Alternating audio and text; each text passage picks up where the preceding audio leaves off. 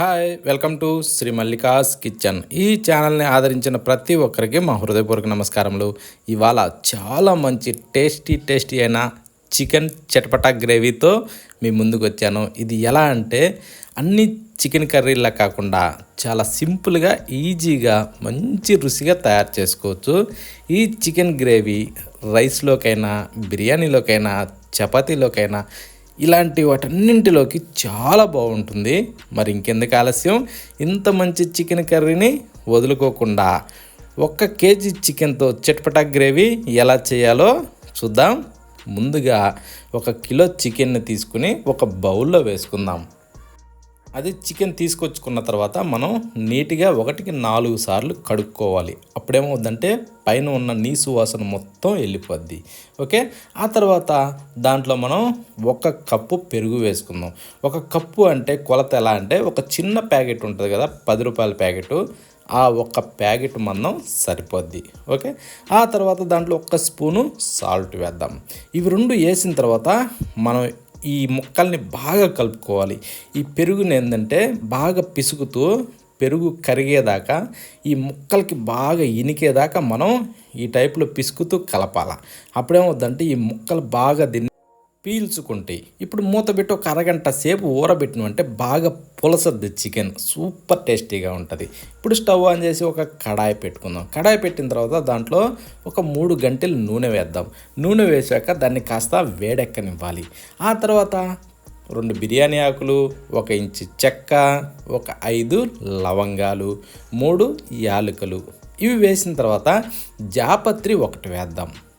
ఆ తర్వాత కొద్దిగా మిరియాలు అంటే సగం స్పూన్ మందం సరిపోతాయి. 1 స్పూను సాజీరా కూడా అందులో వేసేసి ఒక 3 లేదా 4 ఉల్లిగడ్డల్ని ఇలా చిన్నగా కట్ చేసి అందులో వేసేసుకోవాలి.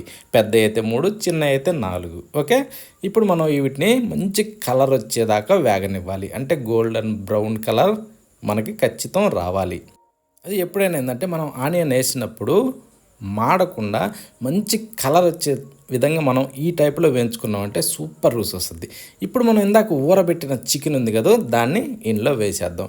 కానీ చికెన్ లేదన్నా కానీ అరగంట సేపు తగ్గకుండా ఊరబెట్టుకోండి. ఇంకా ఎక్కువసేపు పులిసినా కూడా ఇంకా మంచి రుచి వస్తుంది.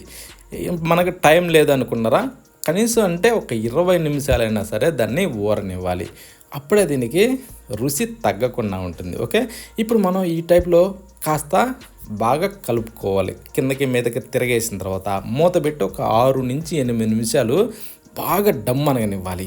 ఈ మనం వేసిన పెరుగు ఏంటంటే వెన్నలాగా మారాలి. ఆ టైపు వచ్చిన తర్వాత 1 స్పూను అల్లం వెల్లుల్లి పేస్ట్ వేసి, ఒక 5 పచ్చిమిరపకాయలు, కొద్దిగా కొత్తిమీర ఇవి వేసి కాస్త అలా కలిపి దీన్ని కూడా కాస్త మనం ఉడకనివ్వాలి. ఒక 2-3 నిమిషాలు ఇలా ఉడికిన తర్వాత స్పైసీగా తగ్గట్టుగా 2 స్పూన్లు కారం వేసుకుందాం. వేసిన తర్వాత కొద్దిగా పసుపు, చిటికెడు సరిపోద్ది, 1 స్పూను ధనియాల పొడి ఇవన్నీ వేసినాక ఇలా కలుపుతూ దీన్ని కూడా మంచి కలర్ అంటే కారం బాగా ఉడకాలి. ఈ టైపు వచ్చేదాకా మంట మీడియం ఫ్లేమ్లో ఉంచి ఈ టైపు మనకి బాగా ఉడకాలి. అప్పుడేమవుద్దంటే ముక్కలు బాగా పీల్చుకుంటాయి. ఇప్పుడు గ్రేవీ ఎంత అవసరమో అన్ని నీళ్ళు పోసుకుందాం.